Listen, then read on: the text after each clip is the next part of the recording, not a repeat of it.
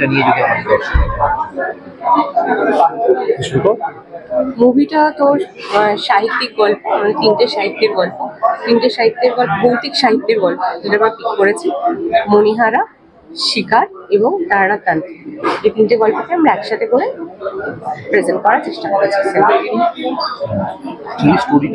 ছবির স্টোরিটা হচ্ছে অ্যান্থোলজি জেনারেলি, এবং কিন্তু তিনটে গল্পের একসাথে একটা যোগসূত্র আছে, যেটা আমরা চাইবো সবাই হলে গিয়ে দেখুক। এই সূত্রটা আমরা বলবো না, তিনজন বন্ধু একসাথে গল্প করছে এবং কিভাবে তার মধ্যে থেকে গল্পগুলো একটা একটা করে উঠে আসছে। গল্পের সিনেমার মধ্যে কোথাও ডিসক্রাইব করেনি এটা মণিহারা বা এটা শিকার বা এটা তারানাথ তান্ত্রিক, গল্প বলার মধ্যে দিয়েই গল্পগুলো উঠে আসছে এবং সেভাবেই আমরা দেখতে পাচ্ছি। তো এটা শুটিং এ আমরা আমাদের প্রথম কাজ এটা ছবি নিয়ে, আমরা এর আগে থিয়েটার করতাম, তো তখন থেকেই ছবির প্ল্যান ছিল। প্রথম ছবি, অনেক পরিশ্রম করেছি, অনেক টার্ন অ্যান্ড টুইস্ট আছে, অনেক সারপ্রাইজেস আছে মুভির মধ্যে। ছবির গানে আমাদের গান গেয়েছে ইমন চক্রবর্তী, গেয়েছে তিমির বিশ্বাস, গেয়েছে শাহনাবাজ পেয়ে গিয়েছেন। খুব স্পেশাল ভাবে আমরা করতে চেয়েছি, বাকিটা তো দর্শকের। খুবই ভালো একটা দিন, যেদিনকে ভূতপূর্ব ট্রেলার রিলিজ হচ্ছে। অনেকদিন ধরে অনেকেই আমরা সবাই ওয়েট করছিলাম, আমিও নিজেও ওয়েট করছিলাম। তো ফাইনালি আজকে ভূতপূর্ব ট্রেলার রিলিজ হচ্ছে, তো ভীষণ ভীষণ এক্সাইটেড। দেখো, আমি পোস্টার লঞ্চের সময় বলেছিলাম যে তিনটে সাহিত্যের গল্প নিয়ে অ্যান্থোলজি হয়েছে। এটা একটা তিনটে ছোট ছোট গল্প, যার মধ্যে শিকার, মনোজ সেনের লেখা শিকার গল্পটার যে তিলোত্তমা চরিত্র, সেটা আমি করেছি। আমি আর সুহত্র দুজনে আছি এই গল্পে। তো খুবই ভালো এক্সপিরিয়েন্স, কাকুলি আর অভিনবের সঙ্গে কাজ করে খুবই ভালো এক্সপিরিয়েন্স হয়েছে। এবার তো আমিও আর বেশি অপেক্ষা করতে পারছি না, চাইছি সিনেমাটা তাড়াতাড়ি হলে রিলিজ হোক এবং মানুষের কিরকম লাগছে, যেটা সব থেকে বেশি ইম্পর্টেন্ট, সেটা আমরা যেদিনকে জানতে পারবো, সেটাই সব থেকে ইম্পর্টেন্ট ডে হবে আর কি। আজকে ভূতপূর্ব ট্রেলার লঞ্চ, কি বলবো, মানে ভালো লাগছে, কারণ অনেকদিন আগে ছবিটা শুট হয়েছে এবং একটা দীর্ঘ সময় ধরে এটা পোস্ট প্রোডাকশন চলেছে। পোস্ট প্রোডাকশনটা খুব ইম্পর্টেন্ট পার্ট একটা ভূতের ছবির, আমরা এখন জানি। মানে কম্পিউটার গ্রাফিক্সের কাজ, সাউন্ড, লাইট, এগুলো খুবই ইম্পর্টেন্ট হয়ে দাঁড়ায় একটা ভূতের ছবিতে। সেই ক্ষেত্রে এই ছবিটা যে এখন তো ছবিতে অনেকটা ধরতক্তা মারপেটের ব্যাপার চলছে, সেই ক্ষেত্রে এই ছবিটা যে এতটা সময় জুড়ে তৈরি হয়েছে এবং সেই সময়টা যে পেয়েছে, সেটা খুব এক্সাইটিং লাগছে। এবং ফাইনালি গিয়ে যে আজকে একটা কিছুটা অংশ ছবির দেখতে পাবে মানুষ, সেটার জন্য খুব ভালো লাগছে। খুব মন দিয়ে আমরা কাজ করেছি, নতুন দুজন ডিরেক্টর, তারাও খুব মন দিয়ে কাজ করেছে। গোটা ইউনিটটা খুব একসঙ্গে মিলেমিশে খুব ভালোভাবে কাজ হয়েছে। এবং সেইটা একটা ছবি না, যে কোনো আর্ট ফর্মের ক্ষেত্রে একটা কি বলবো, টিম এফার্ট যে আর্ট ফর্মের সাথে যুক্ত, সেরকম আর্ট ফর্মে যখন একটা টিম খুব মিলেমিশে কাজ করে, সেটা প্রোডাক্টে বোঝা যায় আর কি, ফাইনাল প্রোডাক্টে। তো আশা করছি সেটা ভূতপূর্বর ক্ষেত্রেও সেম হবে এবং মানুষ আমাদের খাটনিটা, আমাদের ভিশনটা অ্যাটলিস্ট কিছুটা হলেও ধরতে পারবে। এটাই বলবো যে আমরাও এখনো ট্রেলারটা দেখিনি, সুতরাং তোমাদের সঙ্গে সঙ্গে দর্শকদের সঙ্গে আমরাও ইকুয়ালি এক্সাইটেড ট্রেলারটা দেখার জন্য।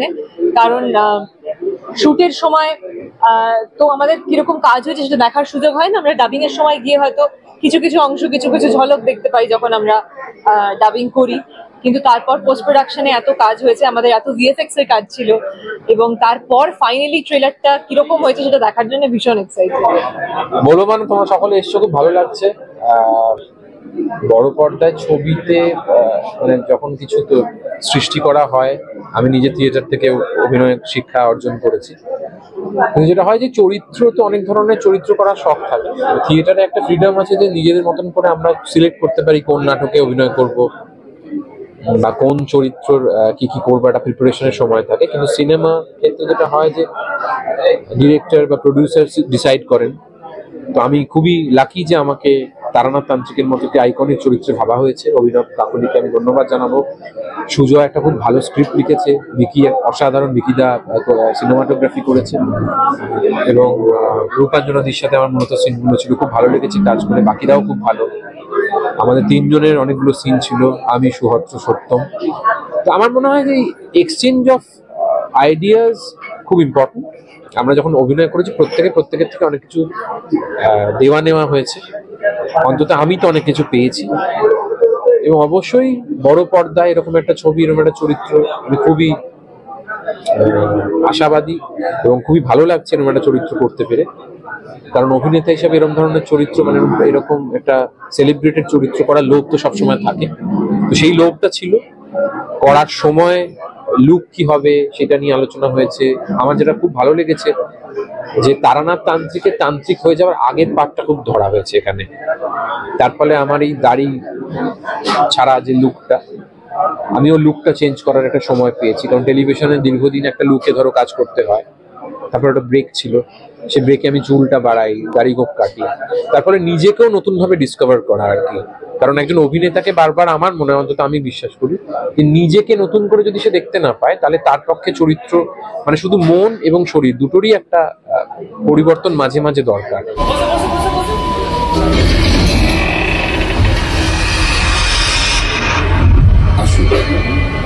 দীর্ঘকাল ধরে আড্ডা দেওয়ার অভ্যাস, বুঝলেন, সঠিক করে বদলাবেন না। কিন্তু সময় তো বদলেছে, প্রাণের বন্ধুরা আর কাছে নেই, তাই নতুন নতুন বন্ধু খুঁজে নিতে হবে।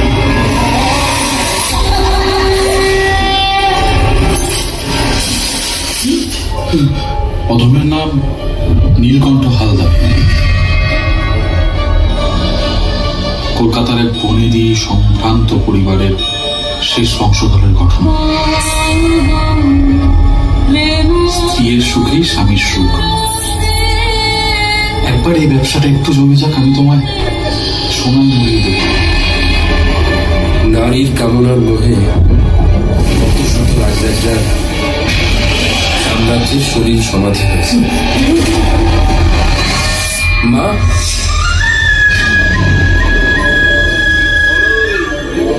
কে তুই? আমি তারানাথ, আমাকে তোমার শিষ্য করে নাও না। তন্ত্র সাধনার প্রতি এক বিশেষ মোহ ছিল।